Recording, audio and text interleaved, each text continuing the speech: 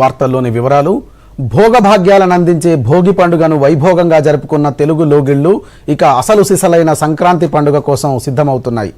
భోగి, సంక్రాంతి, కనుమ పండుగల్లో సంక్రాంతి పండుగకు ఎంతో ప్రత్యేకత ఉంది. మరి ఆ సంక్రాంతి పండుగ విశిష్టత ఏంటో ఒకసారి చూద్దాం.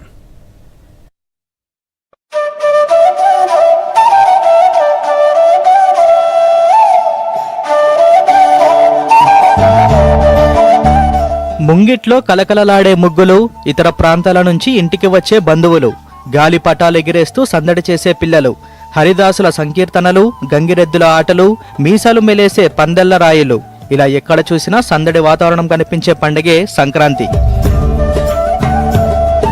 సంక్రాంతి అంటేనే ఓ సంబరం, ఓ ఆనందం, ఆత్మీయులంతా కలుసుకునే ఓ అపురూప వేడుక.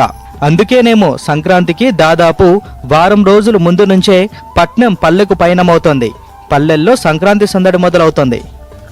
సంక్రాంతిని మకర సంక్రాంతి అని పిలుస్తారు. కారణం, సంక్రాంతి రోజే సూర్యుడు మకర రాశిలోకి ప్రవేశిస్తాడు. ఈ ప్రక్రియను మకర సంక్రమణమని పిలుస్తారు.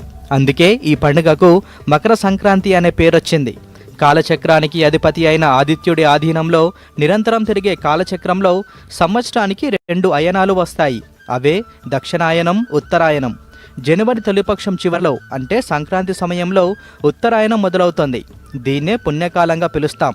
ఈ సమయంలోనే పంట చేతికొస్తుంది. అందుకే సంక్రాంతికి ఓవైపు సూర్యారాధనలు చేస్తూనే మరోవైపు ఆహారాన్ని ఇచ్చే నీలతల్లికి అందమైన రంగవల్లికలతో, పూలతో పూజిస్తాం. మకర సంక్రాంతి రోజు నుంచి ఉత్తరాయణ పుణ్యకాలం ఆరంభమవుతోంది. ఏడాది మొత్తం చేసే దాన ధర్మాలతో పోలిస్తే మకర సంక్రాంతి నాడు కూష్మాండం దానం చేయడం వల్ల పితృదేవతలు సంతృప్తి చెంది శుభాలు చేకూరుస్తారట. అలాగే నువ్వుల్ని ఏదో రూపంలో తీసుకుంటే ఆరోగ్యంతో పాటు ఆయుష్ పెరుగుతుందని చెబుతారు.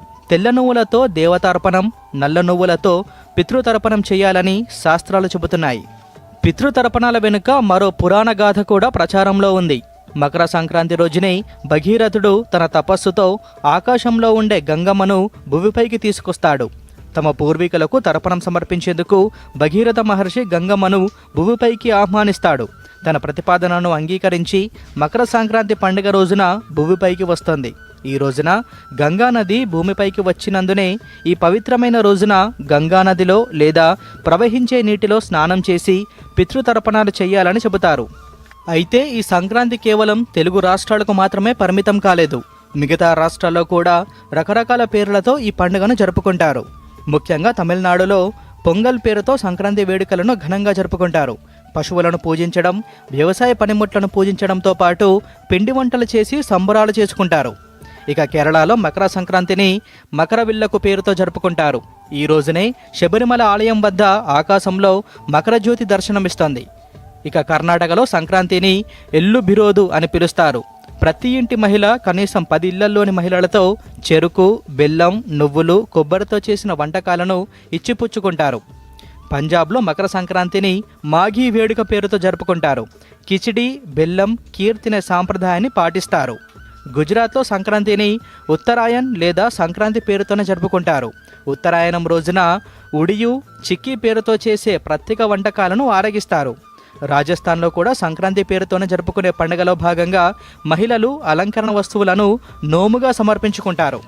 ఇలా సంస్కృతి సాంప్రదాయాలకు, ఆయురారోగ్యాలకు, ఆనందోత్సాహాలకు చిరునామాగా నిలిచే సంక్రాంతి పండుగతో ఎక్కడ చూసినా పండుగ వాతావరణం వెల్లివిరుస్తోంది. Bureau report, Doordarshan news.